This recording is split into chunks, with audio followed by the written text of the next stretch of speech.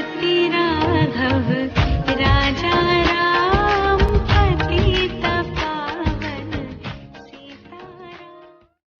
hello dear children and sweet mothers of dear children. So in the last episode, you remember what had happened? Ravan was about to kill Sita, but Indrajit, his son, stopped him and he said, now I will go and fight with Ram, Lakshman and the monkey army, because the monkey army had managed to kill Prayast and his brother Kumbhakarna. So Indrajit also was, very blessed with all sorts of powers, and Lord Brahma had given him a very special power with which he could become invisible. So he could fight, just become invisible and fight, and because of that it was very difficult for the other people to really fight him. So because of these powers he was very confident that, this monkey army and these two boys who have come, I will be able to kill them. So just don't worry. So he went to the field and he started fighting with them. And because he turned invisible, he managed to hurt Ram and Lakshman and they fell down. And he was very happy that he killed them. So he went back to tell Ravan that he has won and the monkey army is defeated. So when he went back, suddenly, Jamban was there and the monkeys were there and they were thinking of what we should do. And there was, they knew about Sanjeevani Booty. There was a herb on a mountain. So they told Hanumanji that please go and get that herb, because if we give that herb to Ram, he will revive. So Hanumanji flew back to Sanjeevani and he tried to look for the herb which they said, and he could not find, and he was in no mood to wait to look for the herb. So what he did was he picked up the whole mountain and he flew back with the whole mountain. And when the smell of the herbs from the mountain came, all the people, all the monkeys who were wounded, they all became all right with the smell of the herbs and they all revived. And Ram and Lakshman also revived. So once the monkeys all revived, they naturally got up and started fighting again with Indrajit's army, and they killed them all. Now, because Indrajit was not there. And also what happened was that Vibhishan, who had become friends with Hanuman, he told him where Indrajit had gone to pray so that his invisible powers come back to him again. So he took him to the cave and he said, if we can disturb his prayers, then he will not become invisible and it will be easier for us to kill him. So, they went to the cave, and when they were in the cave, people started shouting outside that the monkeys are killing us. So Indrajit just left his prayer there and he ran out.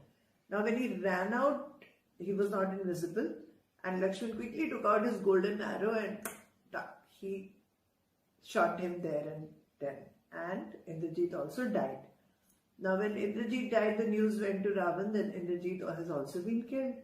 So that made Ravan really angry. And he said, okay, now I will have to go myself.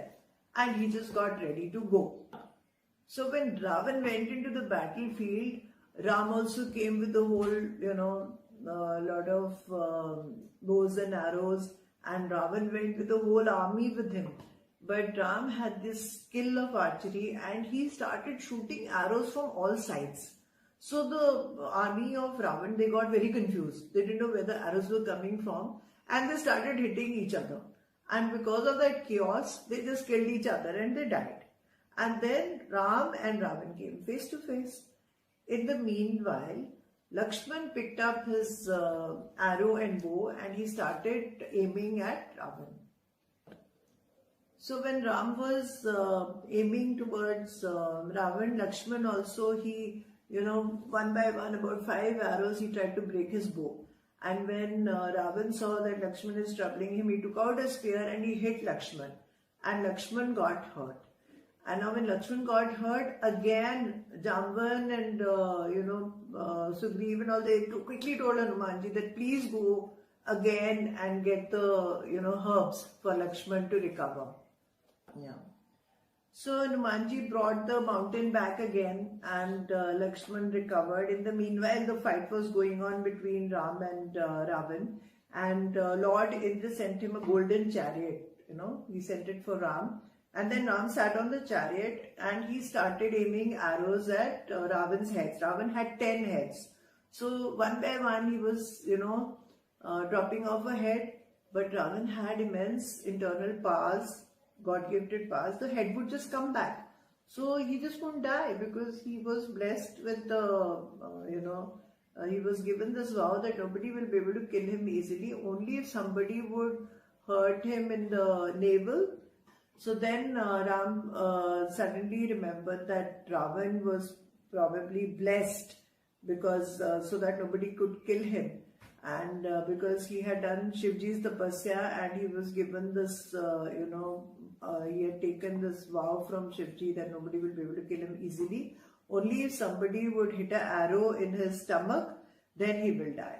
So then Ram took out an arrow and he aimed in his stomach, and when the arrow hit his stomach area, then he just died right there on the spot.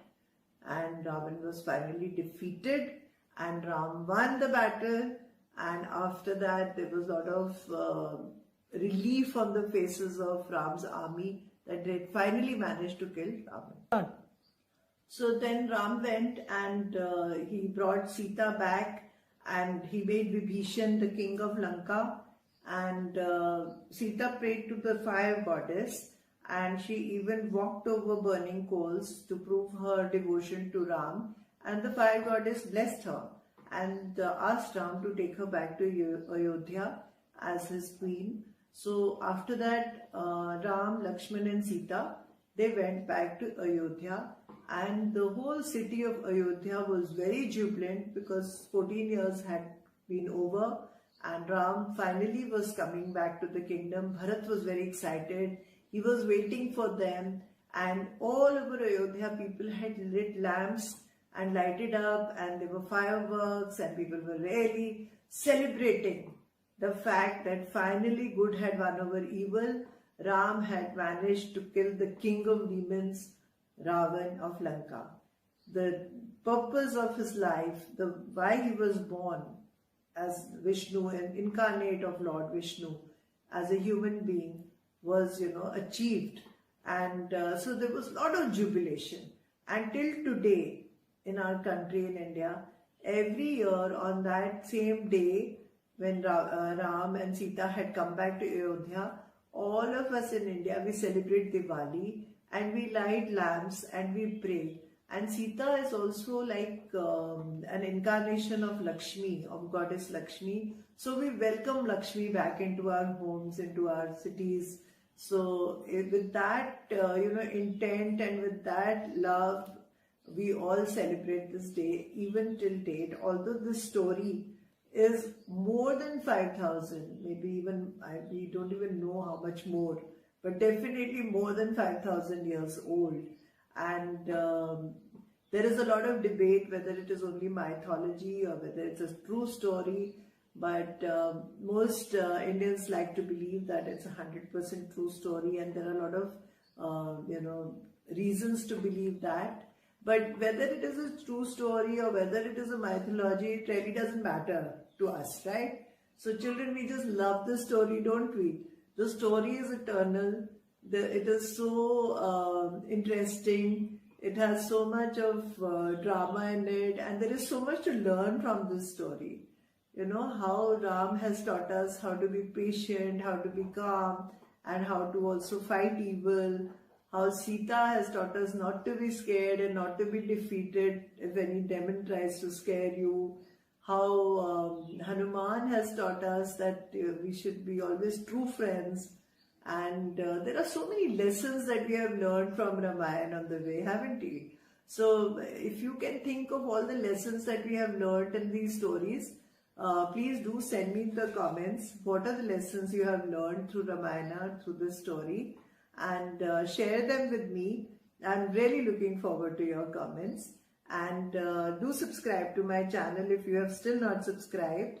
And press the bell icon so that you get to know what other stories are coming up. And also do tell me if there are any particular series you want me to tell you.